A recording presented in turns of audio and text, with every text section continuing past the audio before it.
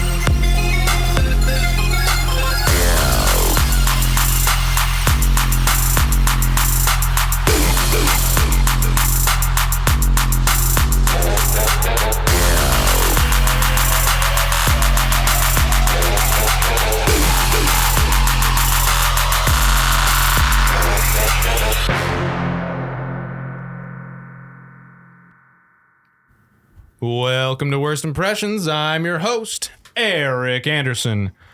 I've got a freaking awesome episode today.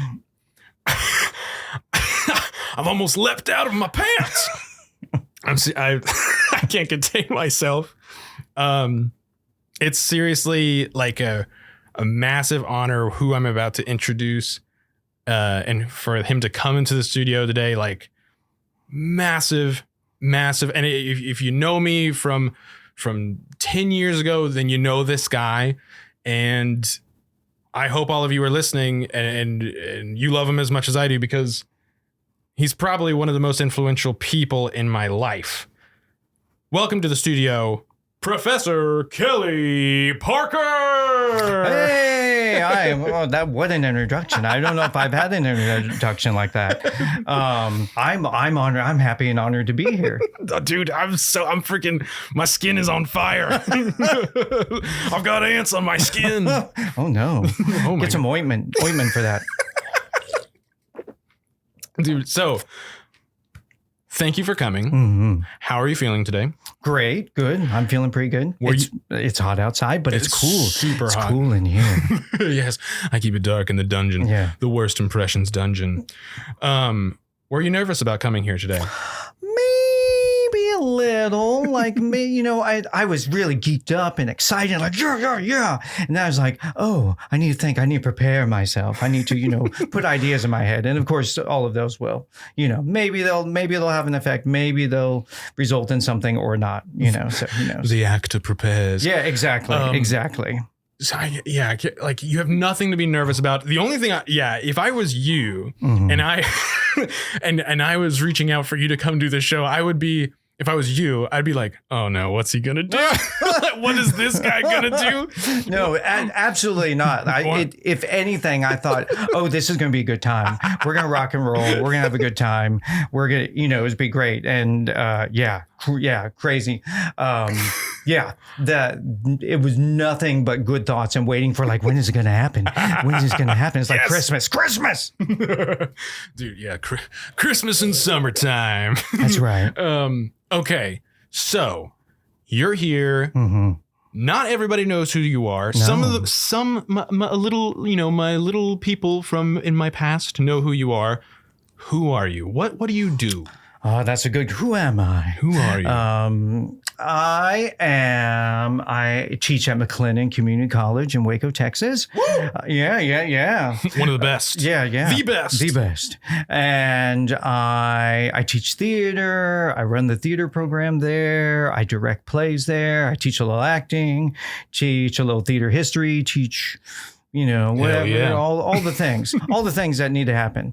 And I've been there a little while, and I do that. That's my day job, and what pays the bills. And what do they call you? They call you the headmaster, a sorcerer, sorcerer supreme, lord of the underworld, taco supreme, overworld, taco supreme, taco supreme. I am the Professor Taco Supreme to you. I'm kind of worried. I've got a meeting with the Taco Supreme today about my scholarship. Oh no.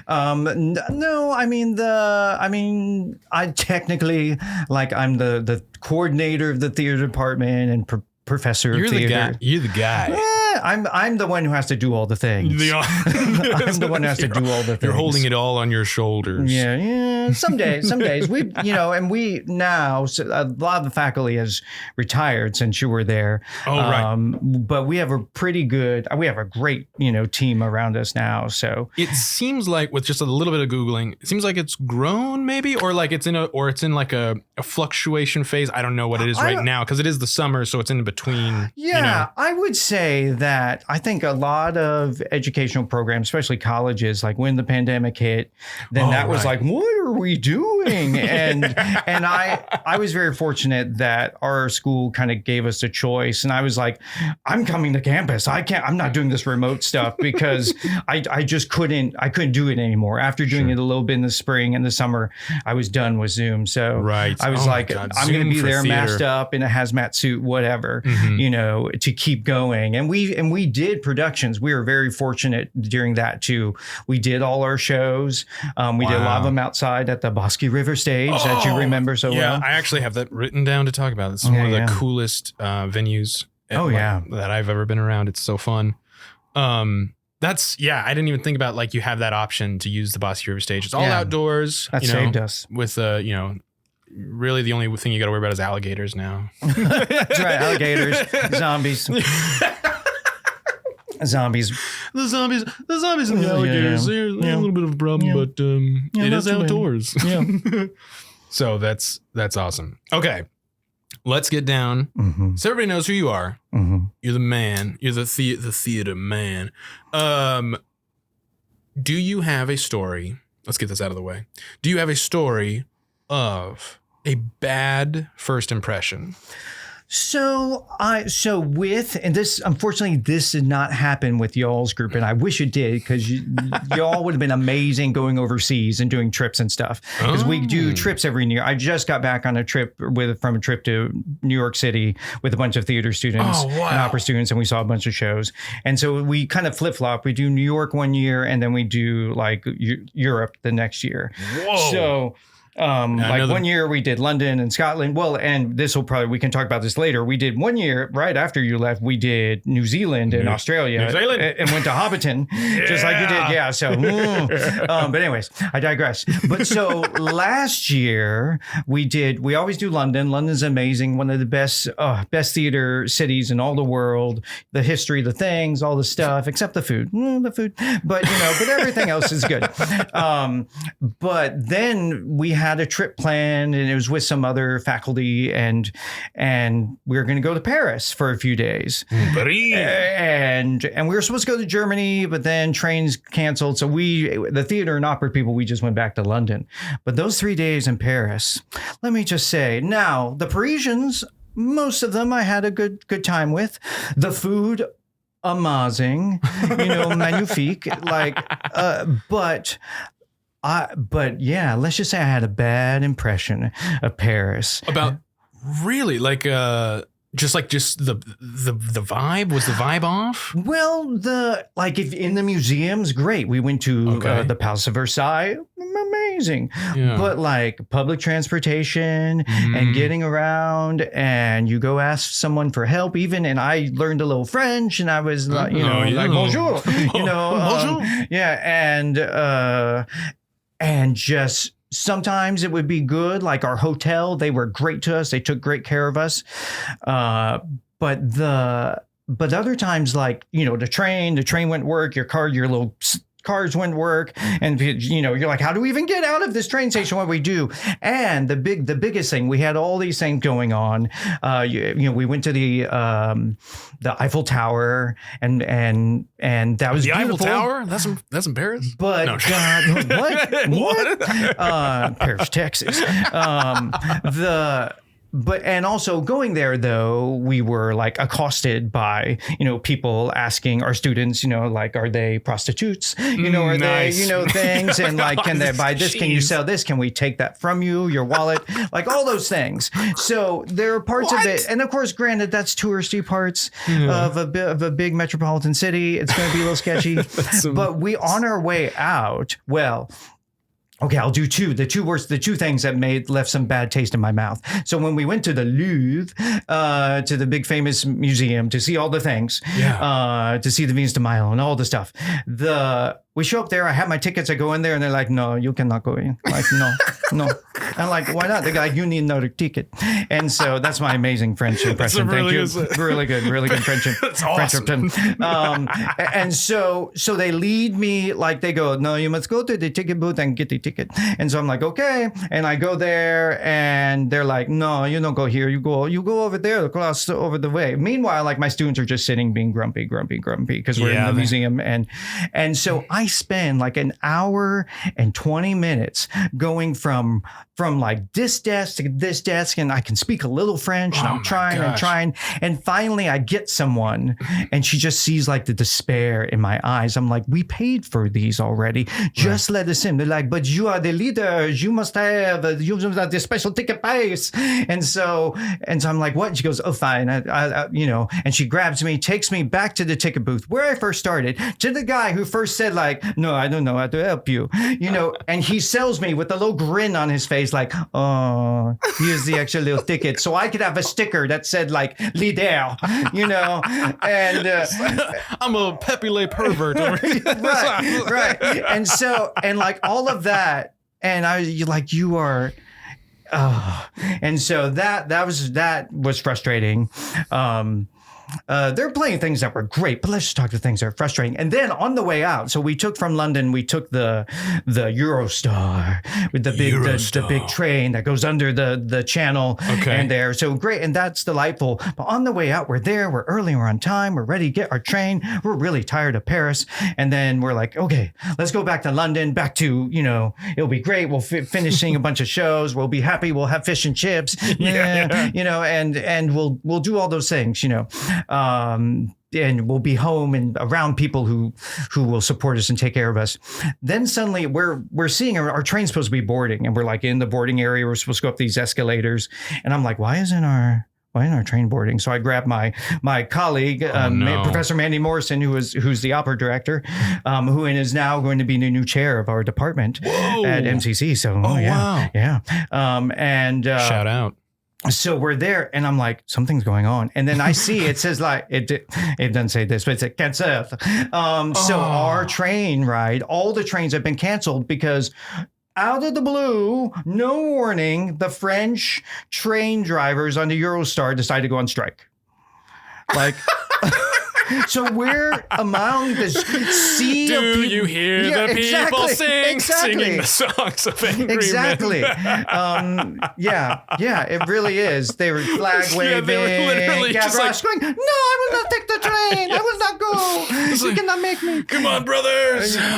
And so there's this sea of people because our train was canceled, the one before it, and then the one after it. So all this mob of just angry people. And then we see like the Parisian militia come out with like, automatic weapons and like our body armor and just standing around, and people are like, rabble, and people are screaming, and I'm like, oh no. So we start to like, oh no, we're going to have to get on the phone. We're going to have to get a hotel and figuring it out. And then suddenly right at the last minute, they're like, all right. They've agreed to let the 11 o'clock is going. Who's on the 11 o'clock? And so I'm like, that's us.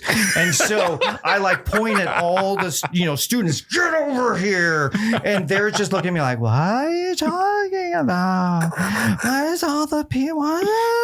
And this was not for, this was not the group to be like a high pressure, tense. Yeah. Push your way through the people like it's the kinder transport, and literally people were fighting and kicking and screaming. And they're like, show your tickets. So we had our tickets up in the air as if like we were missing the last flight out of Saigon or something. Yeah. It's like, we got to get out of here. You're right. And so we're getting through there. And Leave Charlie behind. Leave Charlie. Right. And the students, some of them were very good and just went right through, and others just kind of and I was like, don't leave them, grab them, grab them by the head. 1,000-yard stare. Just like, what we've seen. And so, we got most of some of them got through, I got through, but some of them were still just like, what's happening? And so I was like screaming from the second story of the escalators, like, get in line, show your ticket. So we finally got all through. A few of them had like panic attacks. Yay! I was probably having one too. I was just keeping it all inside. Keeping it all inside. And I was just stabbing my leg with a pencil over and over and over, just to kind of pressure release the pain. So we got through, which was amazing, because by all means we shouldn't, like, other people didn't get to go, but we got through, got on our train, got back, and then continued on our great trip. You got to let me through. I'm an American. Right. You're right. Do you see these people?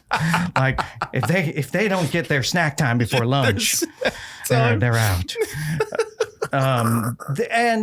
So I would say now all the museums wonderful, the food wonderful. I want to go back to Paris. Yeah, give it another shot. Yeah, with with my family, with friends, with 20 students, probably not. Yeah, it seems a little chaotic. Yeah. Oh my goodness. Oh yeah.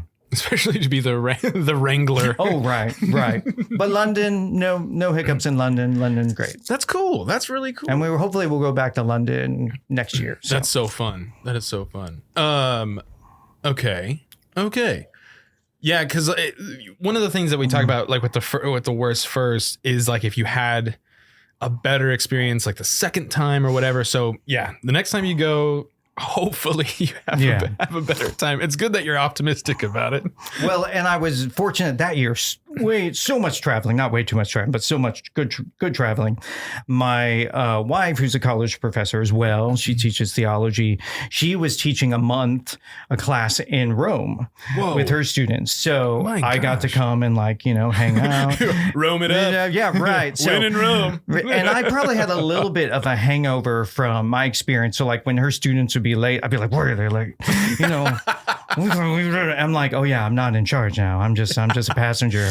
Okay, I'll calm down.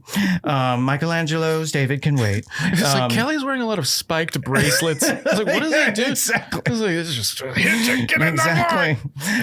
it's just to move the students along. But the Italians, oh my goodness, just lovely people, lovely culture. It was hot and you'd be tired, and then you'd be like, oh, I'm exhausted. Gelato. Gelato.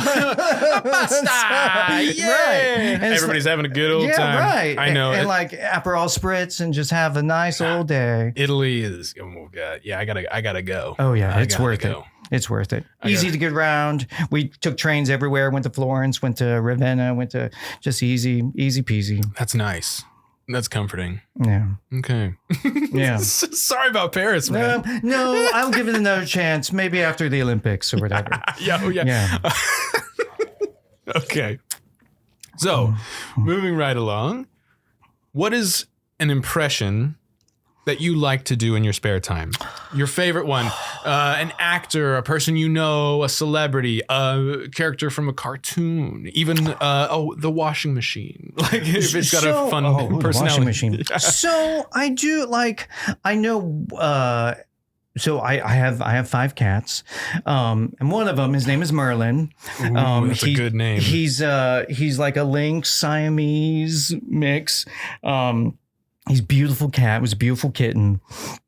But he is dumb as a rock. I say that his brain is like 2 pieces of bubble gum and a paper clip putting it together. And so and it's my impression of him is better when I see him sometimes. So it's hard to, I have to kind of imagine him in my head. But he kind of has a voice like this. And he's like, oh, okay, everybody. I'm here. My name is Merlin and I'm a cat. And I'm gonna sit here. I'm gonna look at the wall. The wall's good. Oh yeah, there's some food down there. Should I eat that? I don't know. So yeah, I do his voice. He is like the running commentary in our house. That's awesome. Merlin was okay, and he refers to me as the kidnapper because I took him from his home at PetSmart. He had a best friend who was this big stripy cat, and like he was so distraught when he got took. He was like me. And they were like reaching for each other. I was like, should I adopt them both? I'm like, no, that's crazy talk. Little did I know that was my future. So 5 cats later, it's a different thing. It would have been just fine. But he is a special boy. Special boy. And he doesn't ever know what he wants, and he gets overstimulated very quickly. He's a special boy. So that's one I do a lot. I do have a story with, I don't really do Sean Connery a lot, but I met him. Ooh, did you? I met Sean Connery live in flesh. So I have a little bit of an impression with the story. I'll try and tell the swift version of the story. So this is a long time ago. I guess is in between college degrees. I was in New York with my 2 best friends who I went to Baylor with, and one of them was living up there. He still lives up there now. And then we were up there to visit. And so we saw Barry Child, Sam Shepard play with Philip Seymour Hoffman and John C. Reilly. What? And they switch parts every night. Sick. And great. So we're there and we're in standing room because we're poor. and it's at the Circle in the Square. So great little theater, kind of like a horseshoe theater, really small. And the back row is really close still. And you could like lean over the railing. And so we're standing there in standing room. And then the usher comes to us right before the show starts. It's like, hey guys, let you know, Sean Connery's coming through in just a second, okay? And we're like, what? And he's like, yeah, he's going to sit right in front of us. What? So there's an empty seat right in front of us. And there's this like old lady sitting there, maybe an aunt or a mom, I don't know, and her son. And then we see him like walk in, like right before the show goes up, and he looks just like he does in the movies. He had a little ponytail, and except he had a little belly on him. Like he had a little belly on him. He wasn't wearing He was in the off season. Yeah, right, exactly. He wasn't training for League of Extraordinary Gentlemen 2. That's the go-to movie for Sean Connery. That's right. Is League of Extraordinary Gentlemen 2. That never happened. Well, you know why he took that film? Because it was he passed on The Matrix and Lord of the Rings. And Gandalf. Yeah, right? He passed both of those. So he's like, well, I've got to take this one. I'm not leaving this one on the table.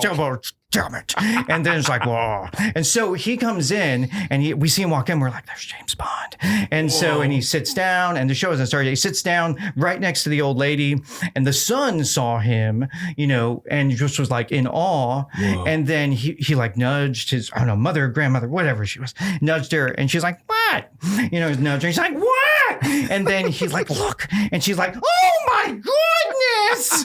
Just like right. And he's like, oh, hello there, and she's like, oh, it's so nice to meet you, just nonsense. And I was just like, what is this woman doing? She's talking. Oh, okay. And then so they're sitting there, like, oh, that's great. And he's a big guy. He's a good 6'2" big guy. Yeah, he's a burly. Yeah. Oh yeah. And then suddenly she's like fishing in her purse, and she's like, oh, you want to, she had like a Werther's original or something. What is this? And he's like, oh, thank you very much. And he took it, he ate it. And he's like sucking on the candy. I was like, what a guy. And so we watched the play, and all the time, like every once in a while, like looking down, how's Sean like it? Yeah, he seems to be enjoying it. And then so at the end, like the route to go backstage was by us through the back. And so the ushers came, and then he walked by us. He's like, excuse me, lads, excuse me, like pats us on the shoulder as he walks by us. And we're like, thank you, Mr. Connery. That was so great, man. I like your hair. Whatever. We were just like, wow. That was my touch with greatness. That's awesome. Did you grab the ponytail, just like kind of like swat at it? Can I touch? Can me touchy? Me touchy just a little. Touchy now. It's like, get your hands off me. Yeah, get your boy. Get your hands I'm the off. last dragon. You know. Yes. You're like, what? Yet another film that you should be remembered for. I do like Ewan McGregor as Obi-Wan Kenobi, you know, which is really Ewan McGregor. Well, so technically that's me imitating Ewan doing Obi-Wan, Ewan imitating Alec Guinness. Right. So I do that a little bit. Ooh, yeah. You know, like, let's see if I can. Hello there. I mean, you know, there you go. That's perfect. Perfect. Hello there. And General Grievous, I don't know how to do it. He's like coughing and the negotiator. I know, and so like I realized and I was working on that because I have an assignment in my voice for the actor class where I have them pick a celebrity and say someone whose voice interests you or you think you sound like or you want to try and sound like, and then that's a project they have to find video so they can see see physically how they talk and imitate them. And so for me, like when I'm like, oh yeah, I need to do one to show them, I'm like, oh, I can do Obi-Wan Kenobi. And he's like, Master, you were right about one thing. The negotiations were short. You know? And like, because he says hardly anything in The Phantom Menace. He really doesn't. He's just like that guy with the tiny, like the short hair and the Master, little braid. Like that's everything is like, Master, no, but I'm ready for the trials or whatever. Yes. You know, but then by Revenge of the Sith, he has, you know, I have the high ground, Anakin. You were supposed to destroy the Sith. Yeah, exactly. I believe in democracy. I remember when that came, I was like, democracy? What are we talking about here? I didn't know. Democracy? Do we have political parties? What's happening? Oh, but yeah. For democracy. For democracy. One of the most like internet memed movies of all time, like The Revenge of the Sith. I hate you. I hate you. Do it. Yeah, especially Revenge of the Sith. Like they just Revenge of the Sith. The internet has chopped it up and just made like millions of hours of content out of each frame. Yeah. It is nuts. Yeah. Oh my gosh, that's brilliant. That's awesome. That's amazing.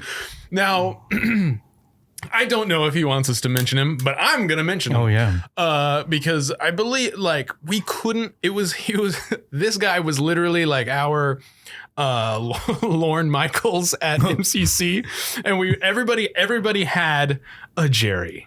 Yeah. Oh yeah. Everybody had a Jerry voice, like the shoulda. And it's been so long since I've heard his voice, but like everyone had one. Oh yeah. You know, for so long. And I you know, because he was my teacher, this is Jerry McLaughlin, who was the director choreographer at MCC for ever. Yes. Since the early 90s. He since retired. He's off in Galveston living his best life and on the beach with the poodles. And he has this amazing, you know, he would name everyone. I think my name was Pookie at one point or something. He's like, well, Pookie, you know, what are you doing, Pookie? And you know, and he always shut it and I do that in my directing. I always do a lot of Jerry's shorthands. So for those that don't know, it's like this guy, it was like his filler. It was his like if he couldn't think of the word or whatever, and which was often. And he just he just needed to, you know, put something in there and give it emotion or feeling. Yep. It was, you know, shoulda. And everybody did it different, but like his was like, it was just so iconic, and it was like everyone imitating Lorne Michaels at SNL. It's literally that. But well, yeah, and it's interesting that because so much I was an undergrad when I worked with him and learned how to dance and you know all that when I was a student at MCC. And it's crazy that that the influence goes back to the people, to you, and it's crazy. And really helped. I mean, really a lot. like really gave me a foundation in ways I didn't even know. Exactly. So I was working with our new choreographer, Joe Taylor, who's also amazing on this last show we did Into the Woods. And sometimes when we work together, we're not really there at the same time, but we were more on this show. And I was doing something and he was just like, because he had worked with Jerry on a show a few summers ago at Baylor, and when Jerry came up to direct something, and so he's like, "You really? You sound exactly. You really like him?" I was like, "Yeah. I don't think it's intentional. I just think he like put his brand in me. He literally like everyone. He definitely brands people. My DNA.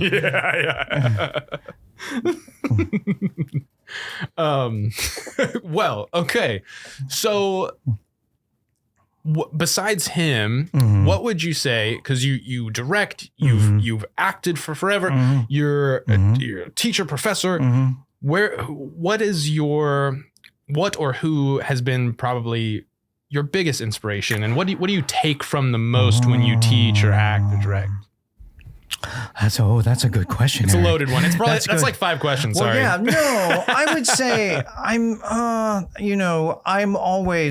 I would say like going back to the first question with worst impressions, I would say like I have a balance of, I think one reason why I got into teaching is kind of not really by accident, but a little bit. I was just working jobs in Austin, and I still like had my brain like I'm gonna do the acting. I'm doing the acting thing. I'm just figuring out a different path. Yeah. And then I said, oh, I'll do this teaching side gig because my sister was a teacher, and I suddenly realized like, oh, this is really rewarding. Like I'm really doing so that clicked in my head. So I think I had a lot of good teachers, even at that point. Yeah. I was pretty young then, but I also had a lot of bad teachers. Very bad. Mine was named Kelly Parker. He's this son of a bitch from 10 years ago. Asshole. And so I think part of me thought, okay, I'm gonna like, maybe I can skew that balance back a little bit to put a little more like emulate some of the good things, but also if anything, just don't emulate the bad things. Right. And you learn more from bad, like sometimes learn more from bad examples, In when I was in grad school at Texas Tech, I won't name the production. It ended up being okay, but it was a musical that I was a lead in and doing and me and the other guy, colleague of mine, or he's a student as well, and we were backstage, and you're like, well, sometimes you learn and grow by learning how not to do things, and learning this is never how I'd want to do this show ever. And the show, it was okay, but it was wowzers. And sometimes that leaves a mark a little more. Then when everything goes fine, then you're like, oh, that was great. Yeah, and you move on. Sure. It really is. I've had a few good teachers, and some brilliant teachers, in New York and Los Angeles who blew me away and like really, like, oh my God, that's what it is to be a master teacher or whatever. It's like gold. Exactly. Gold. And you're just I don't know why. up. I made for those of you at home, I made a churning like I got eating the celery. The celery? The celery. I'm eating the celery, everybody. I'm eating the celery. It's made out of gold. Pure gold. Celery. Gold. That's digestible, that gold. That's why I put in my cornflakes. Cornflakes and celery. Celery. Liquid of the gods. Celery. Oh my God. Cereal. In my celery. In my cereal. Okay. We digress. What has been your favorite show to direct? Ooh. I have a few. Three Musketeers that we worked on. Boom. Was a lot of fun. Was great. It's up there. Yes. Ken Ludwig? Yeah, Ken Ludwig's. Yeah, that was great. And that was at the Bosque River stage. Yes. And we just threw everything at it. And there were some casting mistakes by the director. Eric Anderson. No. I literally, so one of your, like, I remember that was one of my earliest, like, realizations of, I should really just listen to what my director is saying and not just like take wild liberties. And I still think I'm like, wow, you always think back, it's like, I could have done that better. But yeah, I was going way cartoony, like with the whole thing. But I don't know. I just remember I learned a lot from that one, and it was so fun. Oh, it was a lot of fun. Sword fighting. Oh yeah, a lot of fun. That was my first introduction to stage combat, and yeah, that was awesome. Yeah, no, it was good. I think, well, then you and some other people may have been compensating for some of the performers, the leads, who were barely alive. They were barely alive. So it may have been like, hey, it was kind of a puppet show. Yeah. Somebody's like holding strings, like, keep them up. Oh, keep them up. Keep them up. Come on, put that McDonald's hamburger in and make him chew. Yeah. So I learned a lot about casting in that, like, because as a teacher, you want to give opportunities to people, but you have to find that balance. I was gonna ask, like, what, how have you ever felt like?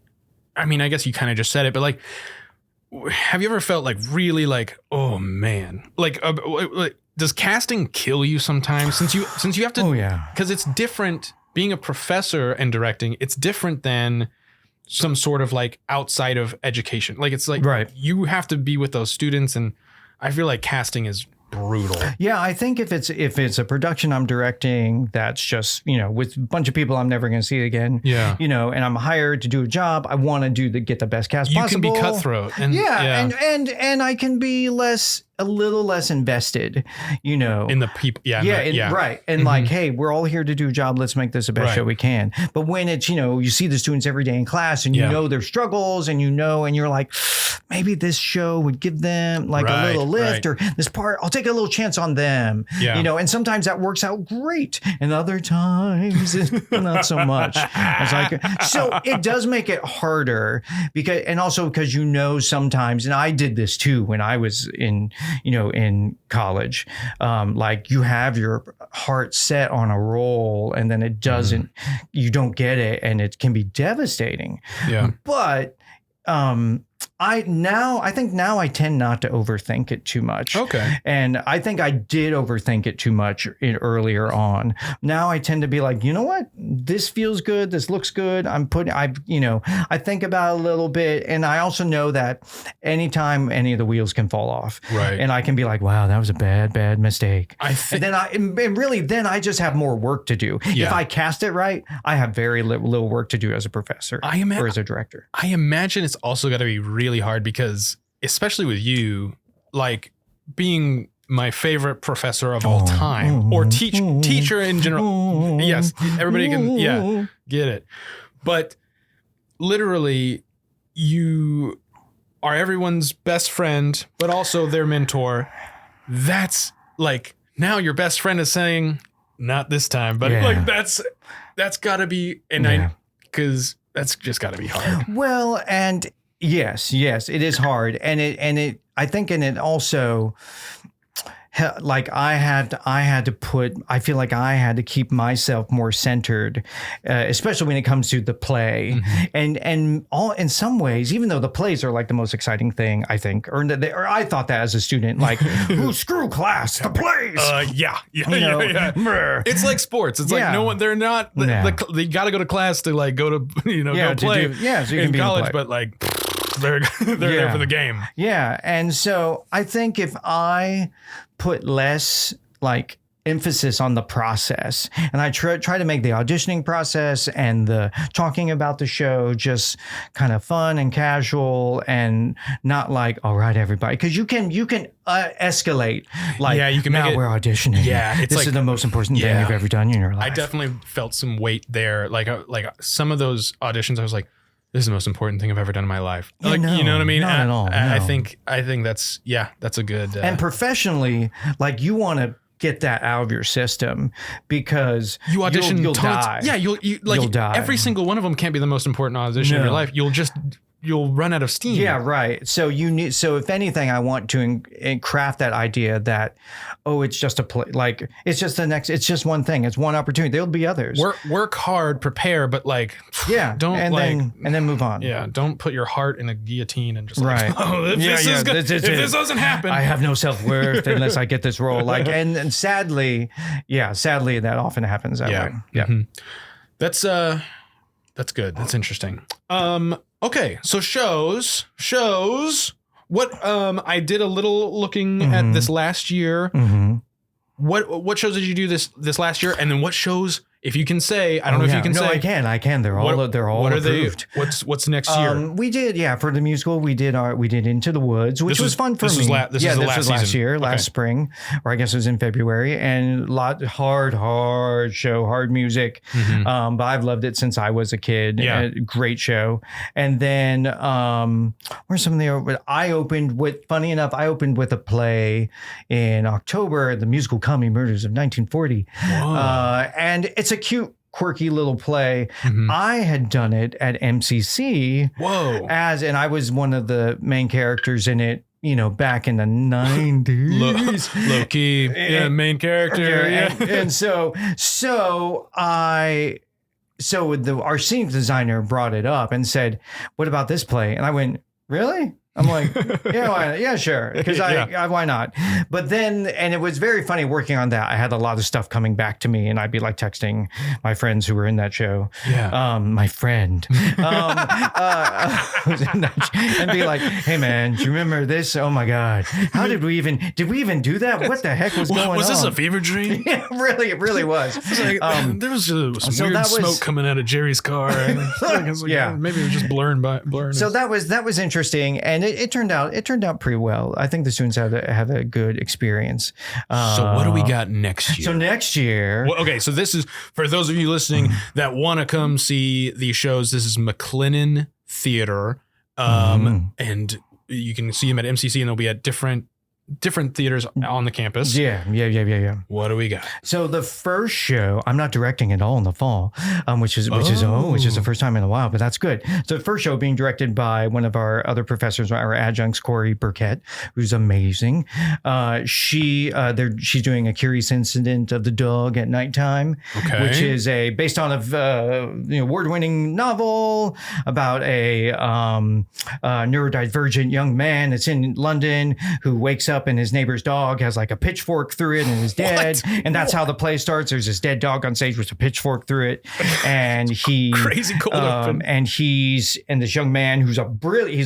He's going to test for his like A levels or whatever in like math and science and physics. And he's a genius, but like he's on the spectrum. Sure. And so his ability to communicate, and this dog has thrown him off, and his parents are divorced. And so he goes on this quest to figure out like who killed the dog and what. Wow. And it leads him into this like unraveling of his parents' marriage falling apart and his losing connection with his parents and all that. So great play, and told in a very physical, like generative theater devised movement, not a lot of set, like a lot of great show. Won a bunch of awards in London and on Broadway when it was there. Wonderful. And then the next show, this would be in November, directed by Joe Taylor, the previously mentioned Joe Taylor. He's doing Blithe Spirit by Noel Coward, which is a great old British comedy, where like Comedy of Manners with where the main character Charles, his previous wife Elvira, she died. She's this beautiful, adventurous woman. She died in a car wreck or whatever, or was it a car wreck? I don't know, or something. I think it's a car wreck. I forget. Shut it up. Shut it up. But he's married a new wife, and they're in their house, and they have a seance with Madame Arcadi, and she accidentally summons the ghost of Elvira back to the house. Oh my God. But only Charles can see her. So he has his former wife and his present wife, and they're all like, and Elvira is like throwing books from the thing and stuff. Wow. And like, how can you be married to her? She's awful, and all this comedy. Awesome. And then the musical in the spring, which I'm going to co-direct with Joe. is Guys and Dolls. Ooh. And we're doing, I recently saw on one of the trips with my students, we went to London and Paris last year, as I previously mentioned. We saw a new production by the Bridge Theatre of Guys and Dolls, which was amazing. It was this interactive, immersive, like, so you on the floor of the theater, kind of a horseshoe thing. You're in there with all the actors, and the hydraulics will raise up platforms and actors will appear on them and dance. So it's like you're in a big rock concert of a musical. And then the set lowers and the set changes and they move you around. They have actors playing cops who are moving the audience around so the actors can come into the next hydraulic stage that raises up and you're around awesome. it. It's amazing production.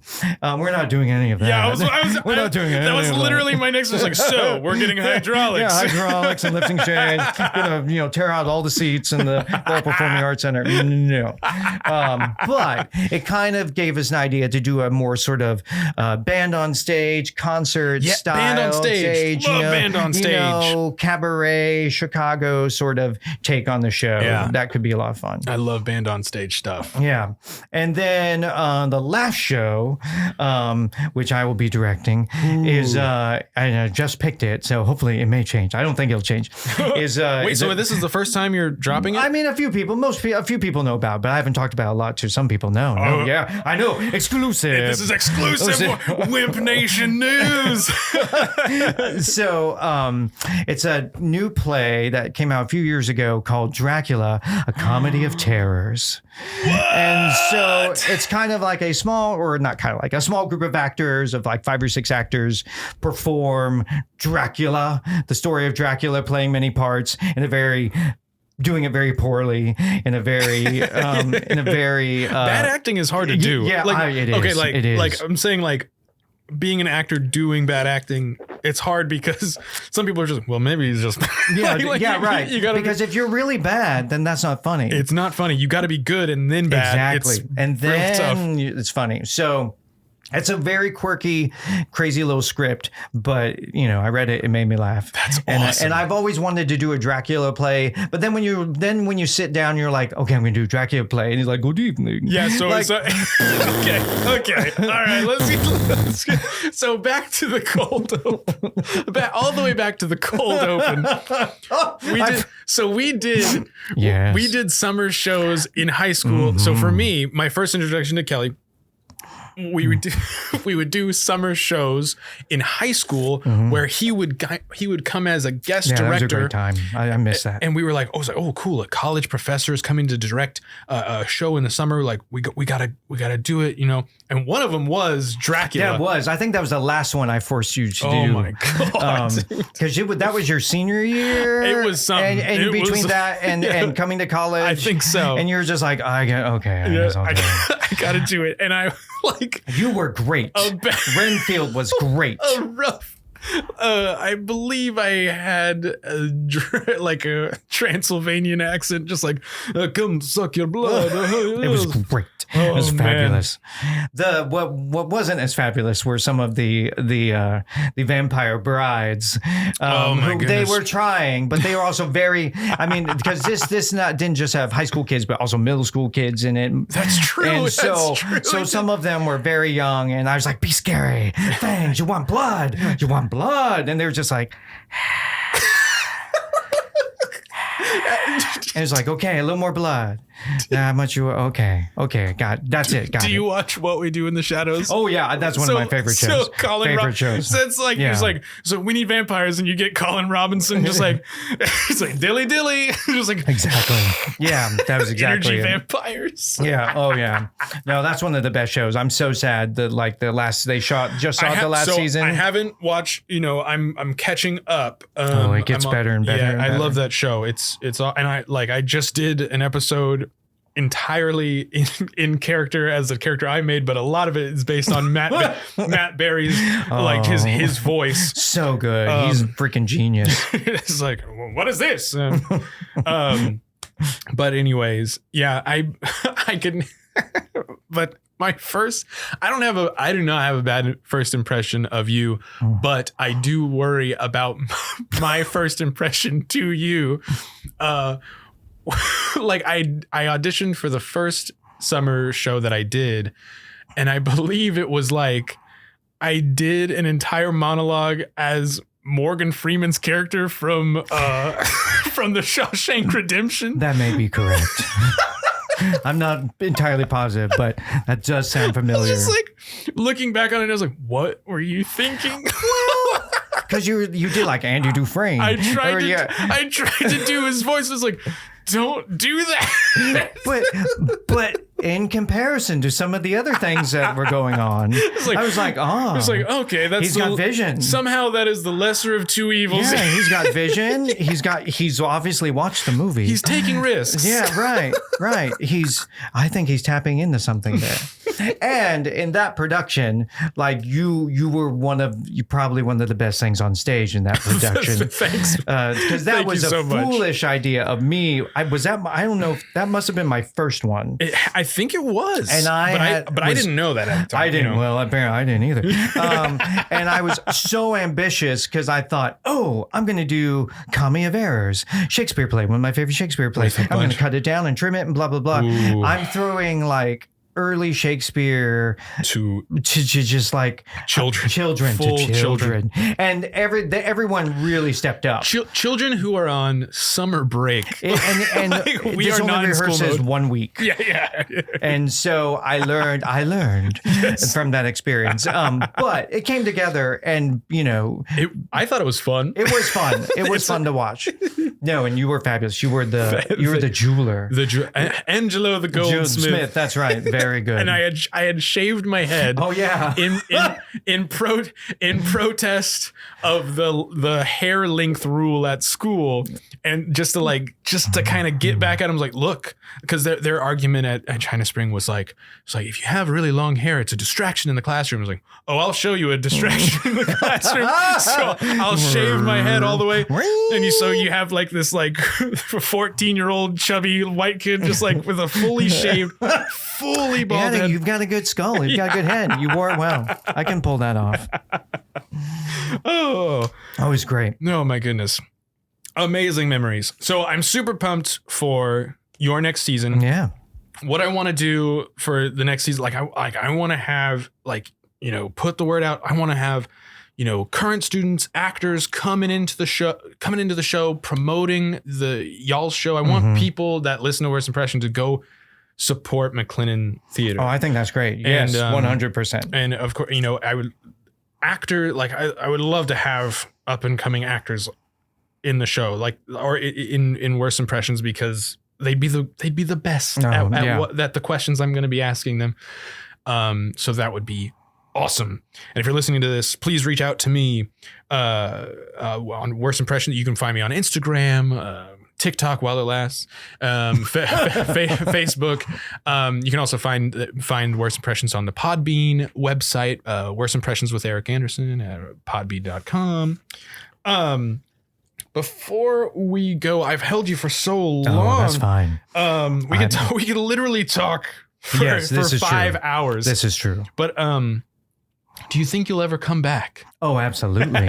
I'm not going to leave, actually. I'm just going to stay here under the table. I'm here forever. Let's round this out. If you could send a message to all young actors and students of theater, what would you tell them? Oh, I mean, you want to, part of me wants to say like, well, just be yourself or something. Exactly. That'll be great. But I mean, I'm not going to, go there. I will say, I wish I had realized this more when I was a young actor. Like, there's only one you. Mm-hmm. Like, no one else can do you or do what you do. Right. And also, this is one of my teachers, amazingly, my clown teacher. Yes, I have a clown teacher. Awesome. She always says, where's your fun? Where's your fun? Find your fun. Ooh. And so I would say, like, if you are acting and you are having fun, you're enjoying being an actor, you're not getting too, frustrated with not getting the roles you want or not getting, the gigs you want to get, but this is the life you want, then keep doing it. There are other things to do. But also, if you know, if it's not fulfilling, then, you know, there's so many things in life that can be fulfilling. Right. Right. And also, and just more, don't listen to, if someone tells you, you should be more like this, you should cut your hair like this, you should be like this. Like, they don't know. Like you know you better than anyone. Exactly. Wow. That's awesome. That's Kelly Parker, everybody. That's amazing. No, you're amazing. No, you're amazing. You're amazing. Okay. One dumb question to send us off, because we got a little sentimental there, and we're not sentimental here at Worst at WIMP Nation. If you were in a battle royale of like 50 folks, all walks of life, 18 or older, they randomly selected them from all over the world, and you know, you got to be the last person standing. You only get a melee weapon. You know, no range, no bow and arrows, no guns, no nothing. Okay. What are you choosing? It's a big arena, but you can't like leave or anything. You're stuck in there. There's CEOs, there's all walks of life, old, young, but you know. That's tough. Yeah, Hunger Games. Because you want to like, oh, I want a sword, but no, that could break. That could, you know, and that's you know, I mean, and you could be like stabbing someone through, and then you're like, got him, and then you're too focused and your sword stuck in there. Something that I could really bludgeon people with. I think because you want to go for kneecaps. You take out kneecaps, they can't get you. You can escape them if their kneecaps are gone. So I think like a club with maybe some spikes, but dull spikes, because you don't want it to get stuck. You want to be able to remove the melee weapon as you move through. So something in kneecaps and can do that. So I would say, yeah, like a mace. Dejointing folks. Yeah. Or maybe something more wooden, because you could swing it a little easier. Because if it's too heavy, you're going to get tired. That many people, after you kneecap 25 people. So Kelly has definitely thought about this a lot more than our previous guest. Yes, apparently. Yes. That's awesome. You've been the most prepared for that question. I did not give him that question. No prep time. I think of this often, though, especially after Paris. It's like, how do I take out 49 people? Yeah, 49 people. Yeah. All right. Yeah. Well, thank you, Kelly. I am not going to hold you anymore. Follow the show on Spotify, Apple Podcasts, wherever you get your podcasts. Rate. You're obviously listening to it right now. Please rate it 5 stars. Leave a review. Thank you for listening. Thank you again, Kelly, for being here. Thank you. Spread the word. Share the show. I want actors in here. Hopefully we can grow this thing and do awesome stuff. Thank you again for coming. Oh, thank you. I'll be back. Oh, yes. Good night, folks.